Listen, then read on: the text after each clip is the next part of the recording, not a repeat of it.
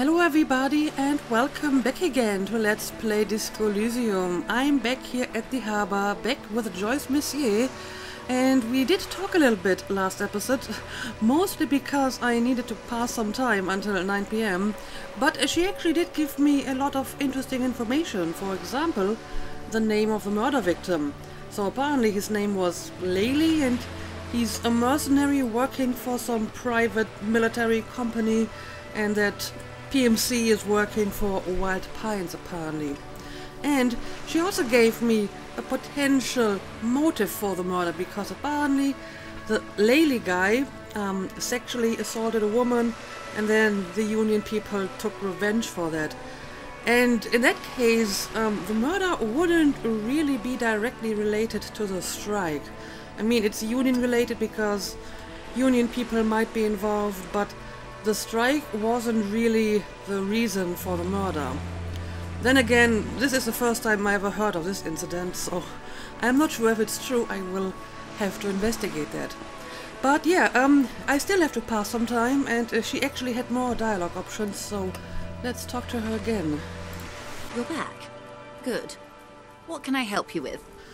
For example, maybe you can tell me more about the tattoo now. Of course. Excuse my hesitation before.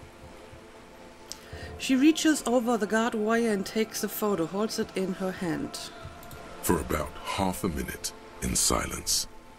She wears fingerless gloves. Her fingernails are cut short and fractured, like those of a working woman.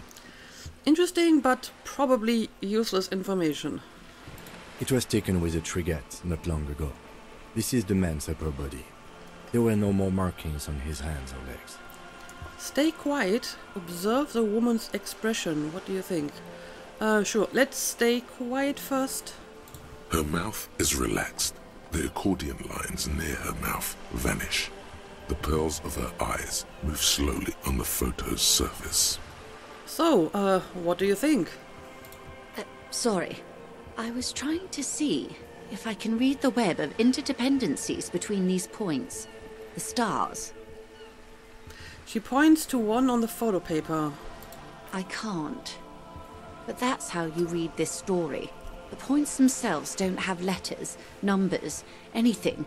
Their size, location on the body, and distance from each other tells you what they represent. Like blooms in a pattern. Say nothing. Not sure what Harry means by that, but let's try it. Close. Port cities. This is an Oronese map of the waterways, a sailor's tattoo worn by wayfarers of the Dolorian century. Over 300 years ago, the sailors would mark their bodies to map their travels. Alright, interesting. What is the use of this map? What travels did the dead man make? Who could tell me more? That's all for the tattoos. Yeah, what's the use of this kind of map? The sailor's soul would use it to fly back home if they should die abroad. This is a sort of contraption to be reeled back in by. The silver cord, they would call it. So it's kind of a spiritual meaning behind the map, okay.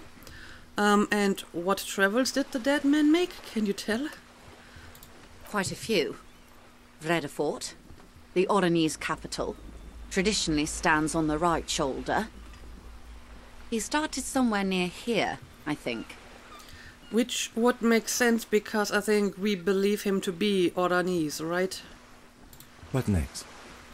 Then he made his way to the Pretto Grande, through what I think must be the Stutz Canal, an artificial channel through the Occident. From the Pretto, he sailed to the Insulindic Ocean, first the Semines Islands, then this. She points to his heart. And, what is that? Revachol. Those are the two constants. Vredefort on the shoulder, and Revachol in the heart. They started the tradition of these maps right after the discovery of Insulinde, at the dawn of the Interinsulary Age. You know quite a bit about these ancient sailor tradition. I am quite impressed. The old world passing by, and the new world already here. You said you can't read it. I can't. This man was no sailor, And these are no ports. I can understand geographic fragments, but not their meaning. I mean, he may not have been a sailor, but he was a mercenary, and as we've learned before, these PMCs apparently often operate in distant countries, so it still might be a map of places that he's been to, right? Vredefort? Vredefort has a military academy. The Seminoles Islands saw a recent conflict. In Revachol, he was executed. Right. Maybe it's a record of his military career, as I speculated, so this could be it, right? That makes sense to me. We have no more use for a map of the waterways, just like we don't need sailors the way we used to. This is what the custom would morph into on the Occident. Mercenary tattoos. Alright, quite fascinating. For all the boys looking for an adventure, a blood spatter on the seas. Anyway, anyone who could tell me more about this? His platoon members? The other contractors. Though I do not suggest you go and show them that picture. This man was their friend and comrade. I mean, I wouldn't be surprised if I already showed the scab leader the photo. I don't remember, actually. I think he did show the photo to someone already, but it may have been someone else. Surely there are other people to ask about the tattoo. This is not necessary to complete the task, officer. It's a dangerous side task. Search elsewhere. A dangerous side task. And you don't want me to seek out more information, Encyclopedia?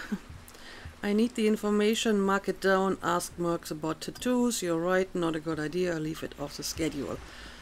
Again, I see no harm in accepting the task, and I can still decide not to do it, right? So, let's mark it down.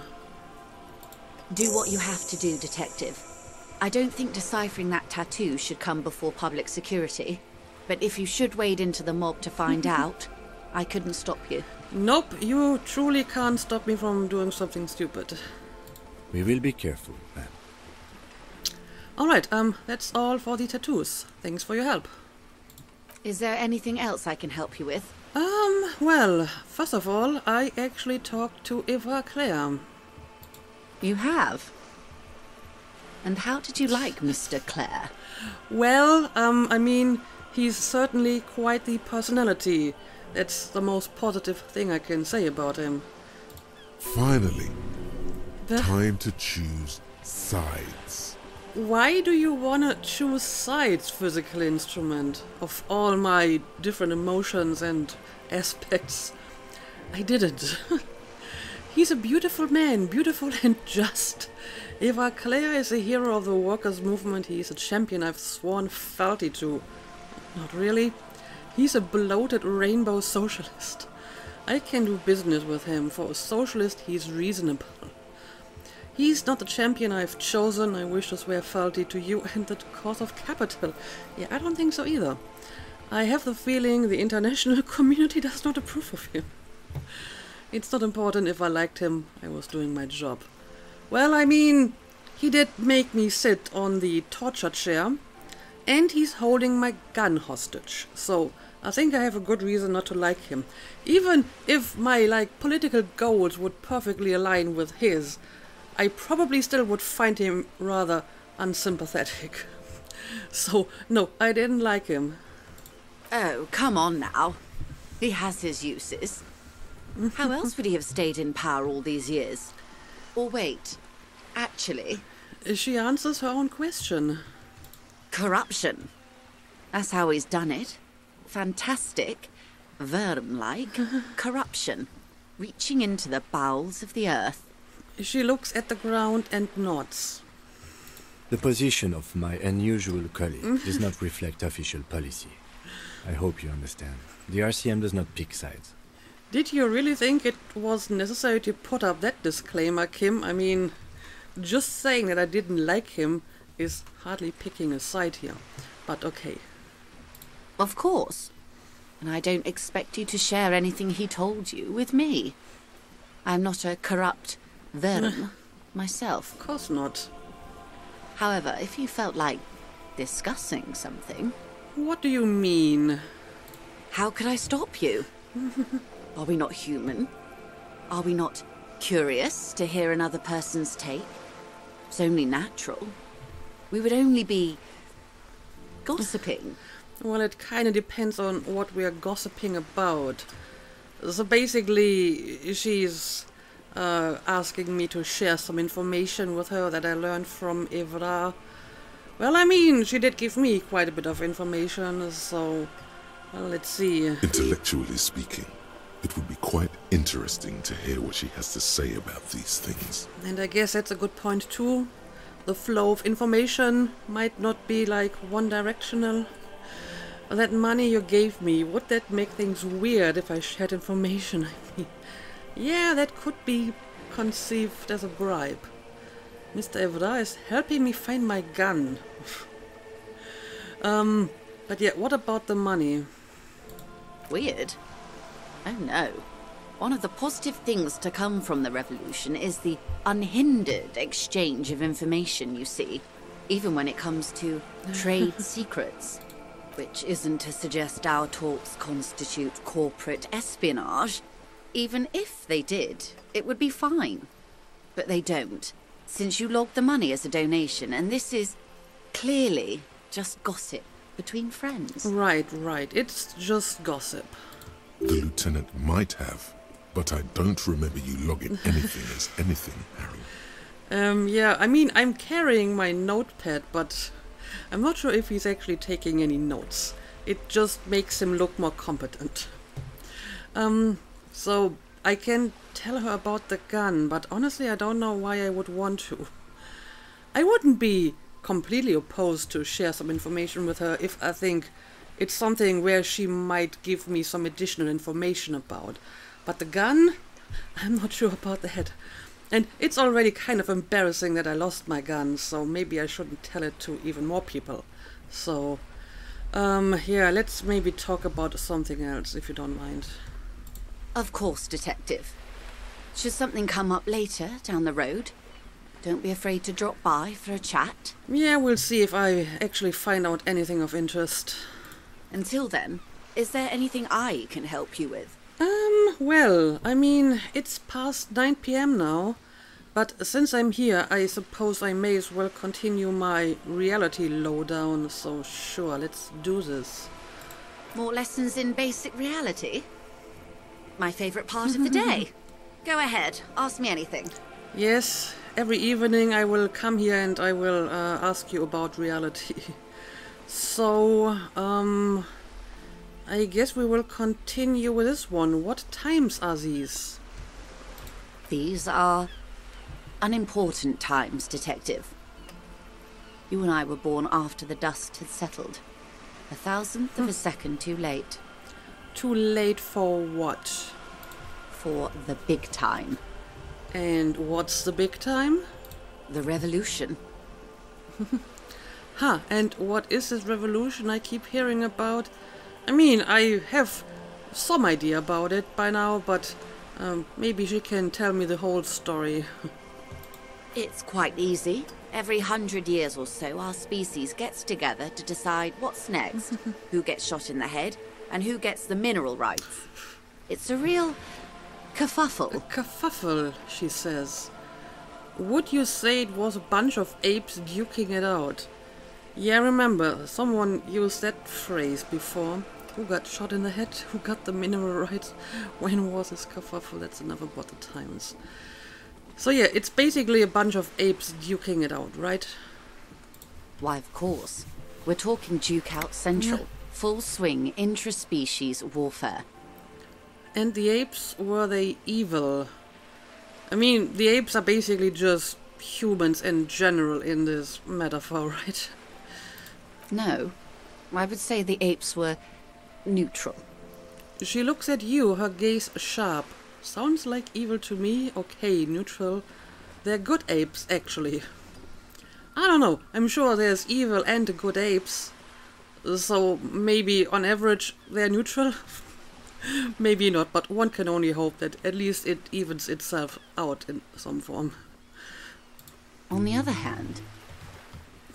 She turns north to the bombed-out buildings lining the waterfront, then shivers slightly. Well, I guess those were the evil apes, right? But okay, tell me more about the people who got shot in the head, I suppose.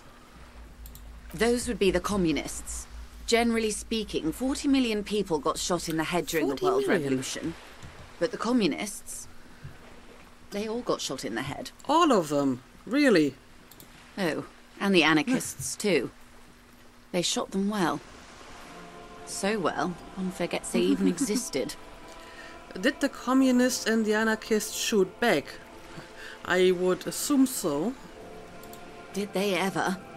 Before they got shot themselves, they shot 2 million people. Truly a kerfuffle. That's a tragedy. Sounds like they should have shot more people in the head then. I'm not sure that would have helped, to be honest. Yeah, truly a kerfuffle. Yeah, it was a kerfuffle, all right. The lieutenant mumbles from behind his notes. Yes, the Insulindian deluge, they call it. I had a deluge too in my head. Point to your little head. Anyone else got shot in the head on the opposing side? Well, I suppose a deluge in my head is a very apt way to put it. Yes, an acute thiamine deficiency can be exacerbated by alcoholism. Exacerbated means made worse. Yes, I'm familiar with that word. My encyclopedia is actually pretty good, and encyclopedia knows stuff like exacerbate. But yeah, tell me more about the people who got shot in the head. Oh, lots of people. Even the king got shot in the head, or thrown beneath a horse, or drowned. Accounts differ. Right. It was unceremonious. We heard about that. Just as well, he wasn't actually the king.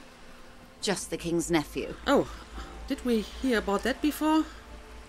The real king abdicated and lived out a long and productive life as a venture capitalist in Grad. A venture capitalist. Okay. Smart king, cowardly king. I love that king. Fucking communists. I don't care about kings. Tell me one more thing. I mean, the first two are not mutually exclusive. Sometimes being a coward can be very smart. In this case, it must have been, since it paid off for him, but, well, I would say it was mostly cowardly. I prefer the term risk-averse. King Guillaume was nobody's fool.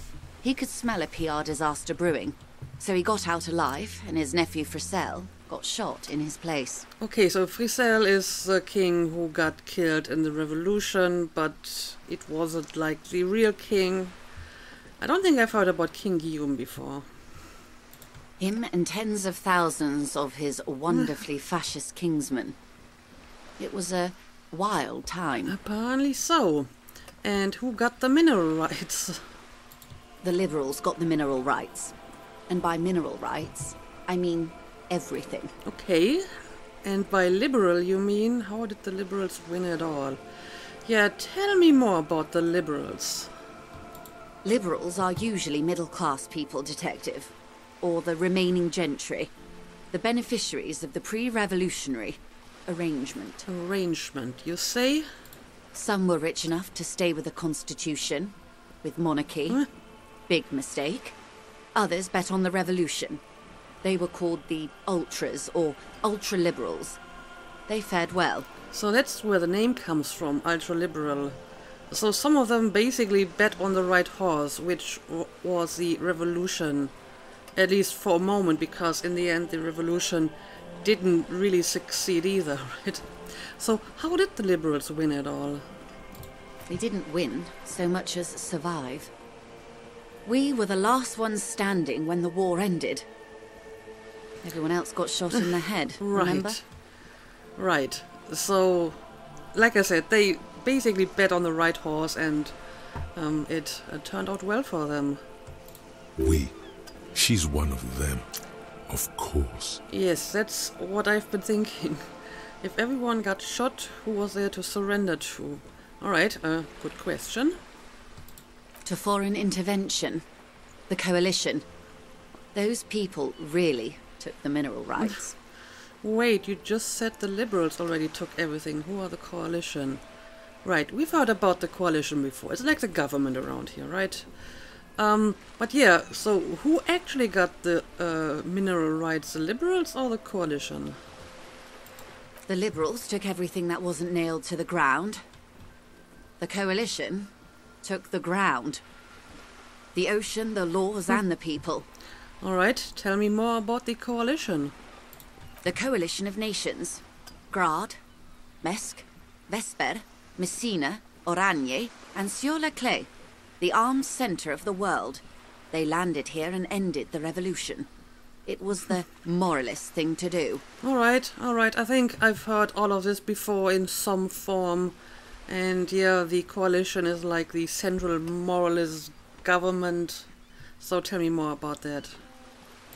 The moralists believe in keeping everything exactly the way it is.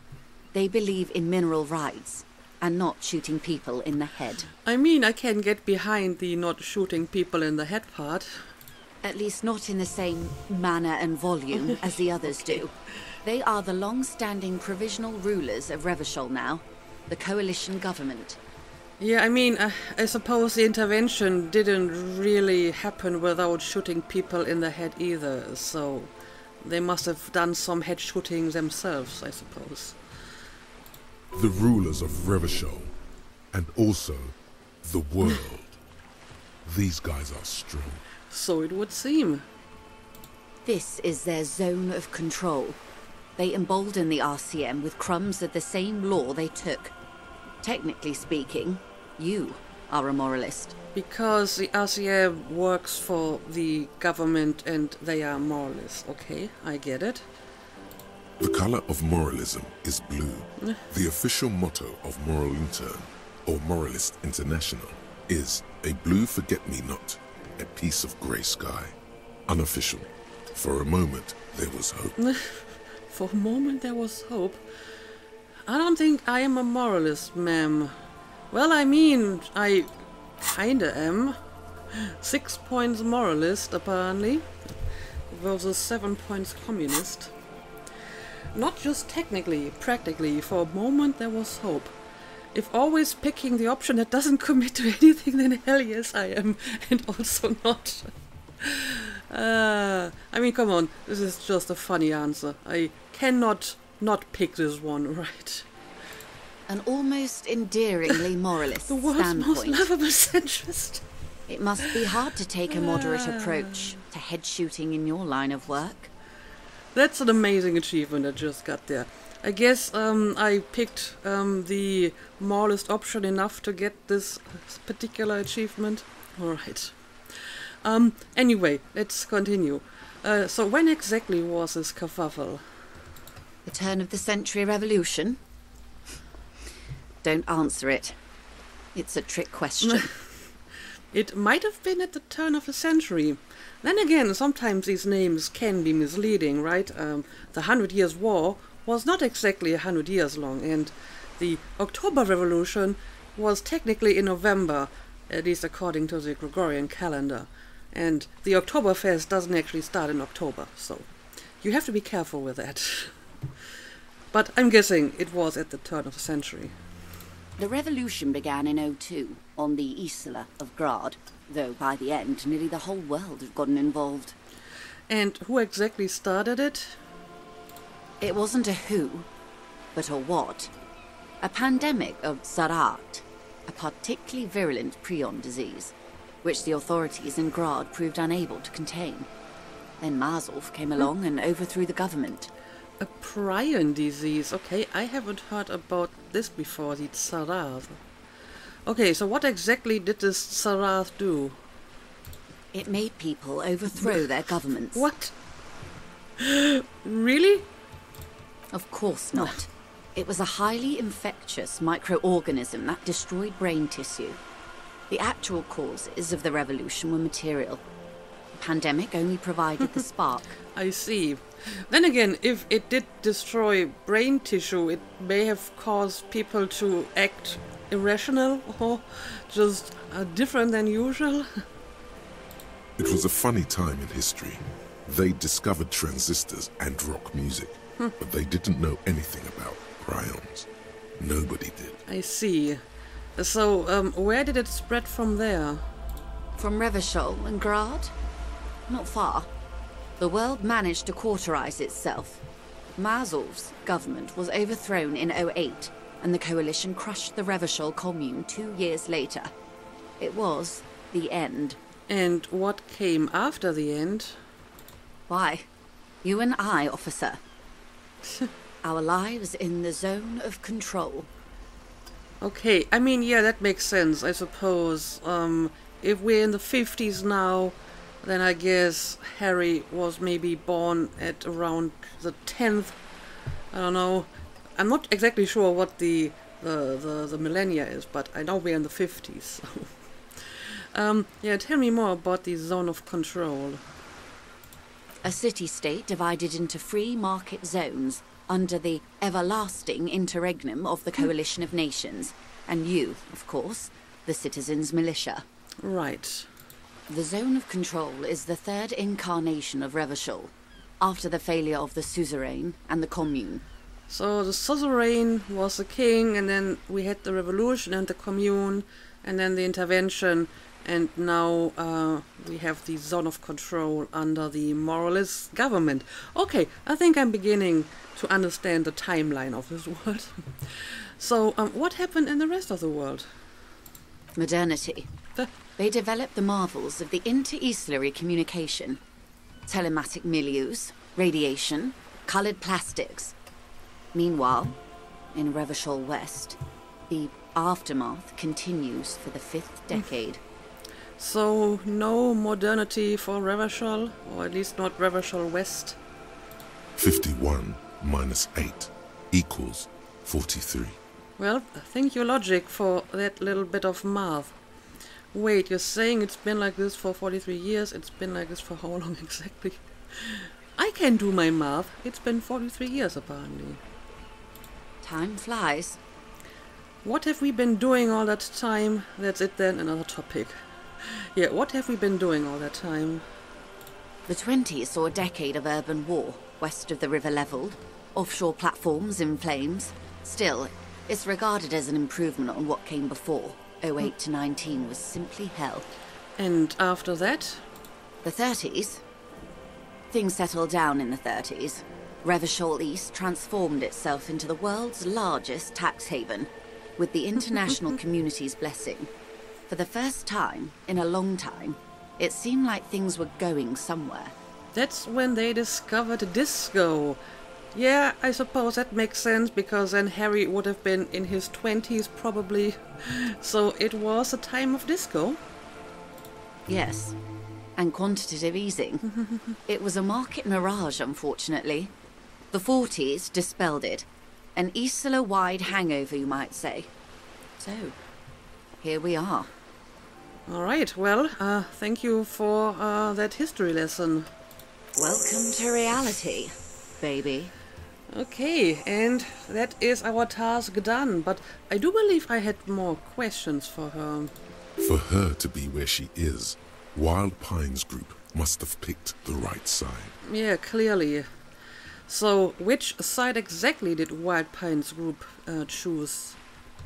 They picked the winning side. That's why they're here, and others are not. They choose wisely, they got lucky. Well, I wouldn't know, to be honest, but it seems that some of, like, the liberals chose the wrong side and some chose the right side, so maybe they just got lucky. Perhaps it wouldn't have turned out that way had I been in charge. I might have bet on the king and led the Pines to doom. Okay, so you would have sided with the king. Why? I would have sided with the cannons. If you'd seen the calibers of the things, you might have too. Perhaps it's better I was born when I was. So you would have picked the king not because you agreed with the king, but because you thought he would be the winning side, and he wasn't. Okay. 10 of the 14 Indo tribes got it wrong. Feld, Kupri, Tricentennial. So I suppose I would have been in good company.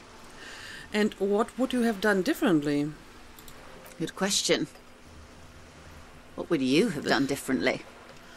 I ask you, who are you in all this? I would have thought a medical solution. Sounds like Saras drove those people mad.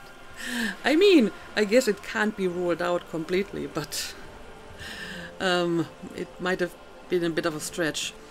I would have killed more, 400 million if that's what it took. I would have positioned myself very precisely. I would have made it out with the mineral rights. But you're not really saying where you would have positioned yourself. I don't know what I would have done differently. Yeah, I ask you first, who are you in all of this? And I asked you, past less detective of the Citizens Militia, what insight has acute encephalopathy given to you? Not much, I'm afraid. I would have thought a medical solution. I don't know. This is probably not really a good solution, but I would like to see where this argument is going to go. So a quarter of humanity simply lost their minds. And how would you stop a prion, a complex folding protein, unlife, with a technology 50 years ago? With some hygiene, modest social care, and perhaps a little research program. Liquidate the rabid, pride-infested dogs who want to kill everyone with cleansing artillery fire. I mean, it wasn't really like a zombie apocalypse, right? So maybe not this. With privatized healthcare and a work ethic that does not turn your brain into sponge tissue. Okay, maybe it's impossible. What happened had to happen and always will. Ugh, I don't know. It probably was impossible. On the other hand, some hygiene, modest social care and a little research program probably wouldn't have hurt either. But I guess I wouldn't have been able to stop this, so yeah. It probably was a stupid idea. Always. That's the can't-do attitude that truly defines late modernity. You may prove a modern man yet. I see. Opinions expressed here do not reflect the official position of the RCM. Why do you always put up these disclaimers when I talk to Joyce? And what is your official position, Lieutenant? My position, ma'am? My parents got ripped to shreds in the revolution. Ooh. I would have gone the same way. I was saved by being 2 years old. That's my position. The abattoir. I didn't realize that, Kim. Understandable. That is new information for me. But okay, I suppose that's enough about the times. They are what they are. Who knows? An afterbloom may yet come. Anyway, enough sentimentality. Is there anything else you want to know? There might be, actually. Not so fast. Who is she in all this? Ask her who she is. She owes you an answer. I want to know what you are. Okay, let's insist on this, I suppose. So, what are you? I am the vilest of the vile. A traitor. A devourer of nations and infants. That sounds rather impressive, to be honest. I am an ultra. An ultra-liberal. Okay, I mean, I already figured as much. She raises the corner of her mouth, smirking, revealing a canine. Wait, what's an ultra? Dios míos draws across. A liberal. Well, I'm not squeamish. Cool, I liberate my pretty heart myself. I don't understand what's so vile about that. Yeah, tell me more about the ultras. An ultra-liberal. It's a type of liberal. From the revolution. It's, not the moderate kind. Okay, that is pretty basic. So, yeah, what's so vile about that? Haven't you heard? I am a nether creature of the Forbidden Swamp. One of those who pushed the king under a shit wagon and betrayed the revolution. So basically you betrayed both of them. But then again, you weren't alive during the revolution, right? I can see you thought I'd gone extinct. No sane person identifies as an ultra-liberal anymore. Not in broad daylight. You're a centrist at heart. A real moralist. Tell me, now that I've uncoiled myself, do you find me frightening? I mean, you make yourself sound a lot more badass than you probably are, to be honest. In her green eyes, you see a mixture of truth and self-satire. Decades of guilt and pride. You're a monster, I forgive you. I forgive you, but only because you're charming. I don't care. I mean, I honestly have no problems with her on a personal level, so yeah, I guess I forgive you because you're charming. A devil, who being of great charm and guile, sneaketh into the homes of the godly. Vile Diol. Shake your head slowly, not devil woman. I have no idea what that means, so I'm going to pick it. I hope so. I hope we are able to continue as friends despite my scaly bulk, and the insanity, bloodshed, and transfer of wealth that took place here. It was not the plan all along. Of course not. When the dust settled, the Liberals were the only ones left to clean up the mess. By virtue of their survival, they were handed enormous power to shape the future. This was all our last generation managed. Would you have done something differently? I kinda asked her that already, but let's ask it again. With due respect to our overlords, the eternal caretaker government that keeps Martinez a monument to the efficacy of its artillery, I would not have relinquished sovereignty to the coalition. Not here in Martinez, and not in the Stella Maris or Delta Beachheads either. If not for my own sake. She realizes her small, cold fists are clenched. She loosens them. Then for my daughters. We had an obligation to defend our sovereignty. We should have burned the whole Isla down rather than let them have it. So you think, you didn't defend Revachol well enough when the coalition government attacked. So would you consider yourself a patriot? Yes, I suppose I am. But I wouldn't be a patriot anywhere but here. I mean, that's usually the case for patriots, right? They're only a patriot for their own home. So, this is a weird statement. Seditious talk, man. The lieutenant puts down his notes and gives her a look. You're a smart woman. Yeah, I suppose so. I mean, whatever I may think of her politics, like I said, on a personal level, I have no problems with her. She does seem smart, so, yeah. Perhaps. My intellectual vanity will be my undoing. Also, I gotta say, so far she hasn't really said any of these, you know, comically outrageous things that I'm giving as choices when I can pick ultra-liberal options sometimes. So, yeah, at the moment I don't have a problem with her. You're no dummy yourself. And so am I. No, or intellectual vanity will be my undoing. I mean, I think he's actually pretty smart, so I would say so. A smart boy getting smarter, one basic term of reality at a time. I mean, I lost my memory about, like, the past and everything going on around me, but when he actually has a moment, he can be pretty smart. But yeah, you mentioned some daughters. Yes. Whatever else I am, I'm also a mother and a wife. Now, shall we return to reality?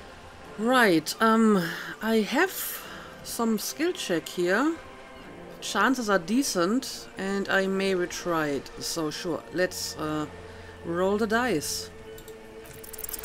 6 kilometers southwest, in the Valley of Dogs, Junior Officer Chad Tilbrook takes aim at a rabid black dog licking its wounds in the grass. That is very random. To his left, his partner, Emil Mullins, whispers, "You heard what happened to Tequila Sunset in Martinez?" "Yes, he lost his mind," Tilbrook answers, fingers on the trigger. "Don't worry, Emil." He pulls it out slowly. Slowly now. He'll find it again. I'm not sure where this comes from all of a sudden. We always do. So, what am I? You? You're an officer of the RCM. The Revachol Citizens Militia, right? Preciso mundo. And what is the Revachol Citizens Militia? Nothing more nor less than the de facto law enforcement body of post-revolutionary Revachol, Detective. All right, I think that much I already knew. Yes, we are the Revachol Citizens Militia. He's being sarcastic. Are we? You said de facto. Yeah, what do you mean de facto? Yes, that means not de jure. The RCM acts in what is poetically called the twilight of international law, both at the behest of the coalition government and to its chagrin. Okay, what do you mean by that? The RCM's responsibilities are defined by the Emergency, Wayfarer and Aliments Acts, 3 pieces of legislation keeping the city in a, let's be honest, laissez-faire stasis to the benefit of foreign capital. All 3 are good to know when we are out policing. So I'm basically a lackey of capital, so I'm basically a thrall to foreign interests, so I'm basically one of the good guys, so I'm basically going to avoid the subject and ask the next question in this line of inquiry. I mean, she said it herself, foreign capital, so I guess both lackey of capital and foreign interests would actually be fitting. There's nothing basic about your role, Detective. It's true that the RCM keeps everything the way our seemingly permanent provisional rulers like it. She leans in. Yet, on the other hand, I know these people. I deal with them daily. Let me tell you, dear, they are not fans of you. Okay, why? The post-revolutionary decade was a disaster for the coalition government. Revachol in the 20s was hell, especially on the west side of the river. Gang warfare, a botched privatization scheme, a nuclear pile meltdown. They called it the international zone because no nation wanted to claim responsibility. The RCM restored peace where the coalition failed. A true blue citizens' initiative. They will never forgive you. So the RCM didn't really start as, you know, an organization that worked for the government, but it was a citizens' initiative. Interesting. That's somewhat of an exaggeration. In reality, ours is a mutually beneficial arrangement. Well, apparently Kim disagrees with her take here. Revacholians get to keep the peace in Revachol, and the coalition doesn't have to worry about it. Anyway, sorry to intrude. Please continue. No, it's fine. I'm always interested to hear your opinion, Kim. Yes, Lieutenant. Permit me to conclude with this. Who you are, to me, is the police. The only legitimate law enforcement authority in Revachol. Well, thank you, I guess. And if those authorities drink so hard they need help recalling the basic terms of reality, well, I'm here to help. She bows and smiles. Yeah, you've actually been pretty helpful in that regard. What is this? Spread your hands. I have no idea what Harry is talking about, but let's see. A bird? A sphenicid? A flightless bird of the polar regions? I don't know. Keep guessing. Some sort of krill hunter? No, wait. You're an ancient ruin. A symbol of hubris and decay. Half submerged in some salty sea. I wish I could answer your guess, but I'm not really sure what Harry is doing myself. So, what, really? Of course you're not, my dear. I'm just terrible at guessing games. I meant, what is this place here? Let me ask you something else. Oh, you weren't actually trying to form something with your hand. You were just gesturing at the place. I see. Ah. This is the pier of Rue de Saint-Ghislaine, 33A, where the tenants have been kind enough to rent me a slot. Or 2. And what is Rue de Saint-Ghislaine? A pre-revolutionary tenement. Old buildings are called tenements, you see. And new buildings, bâtiments. After les bâtiments nouveaux.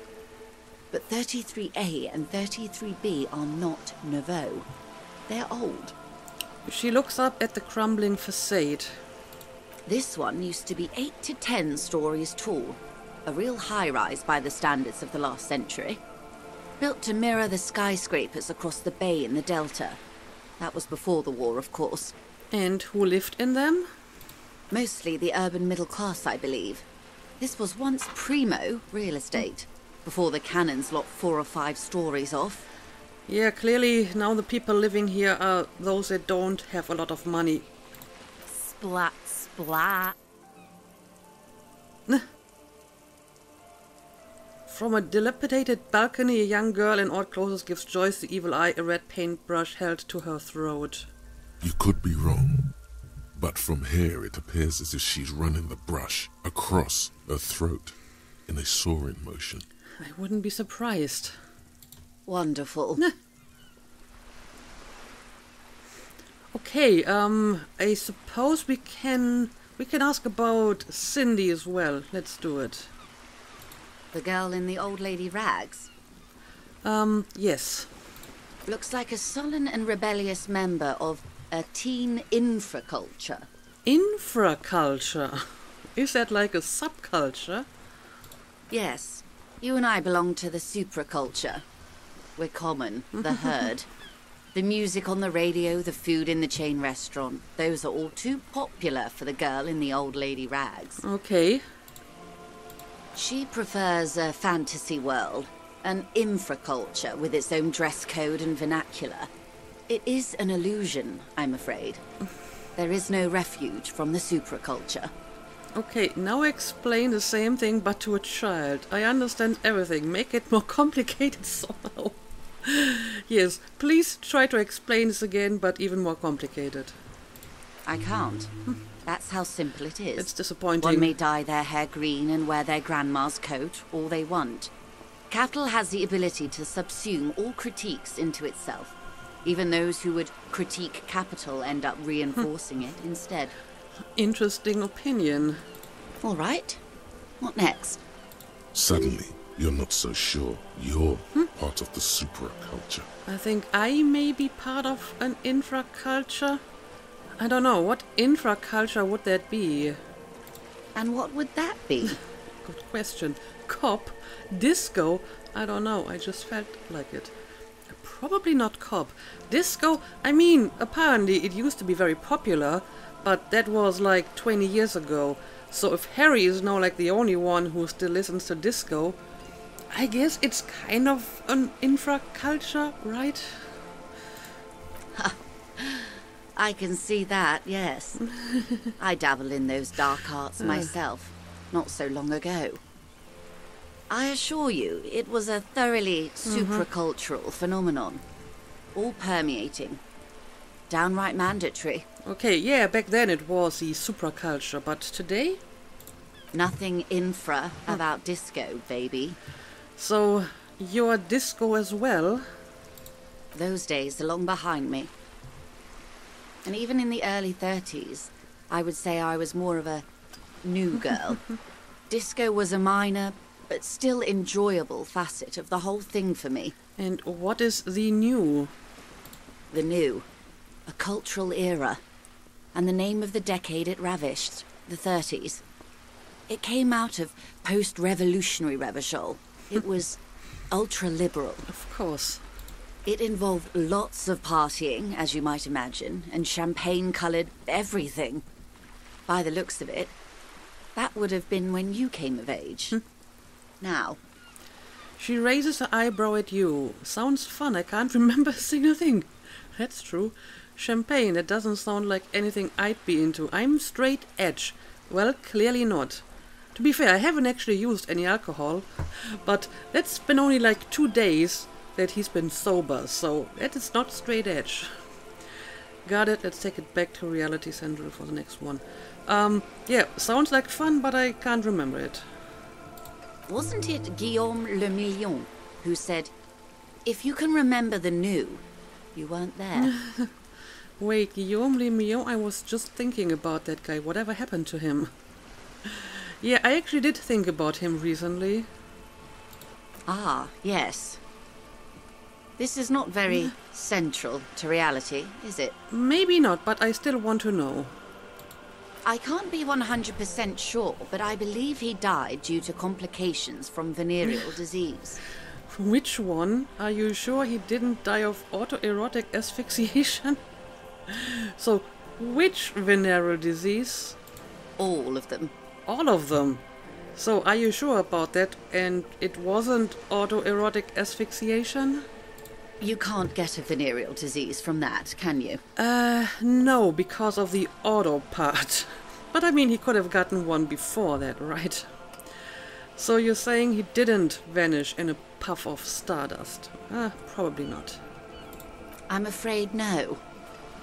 But then again, one can't be entirely sure. It's all part of his mystique. Ask someone else and you may get a more champagne-coloured take. Right. Anyway, what other basic facets of reality should we discuss? Apparently, that's all. I do have another skill check, but it's, literally impossible. I mean, I think I do have some items of clothing that will increase conceptualization, but probably not enough to make any headway here. I still may try to pass a skill check in the next episode, just to see what happens if I fail, but I think for now that's all. Glad to have been of assistance. The little...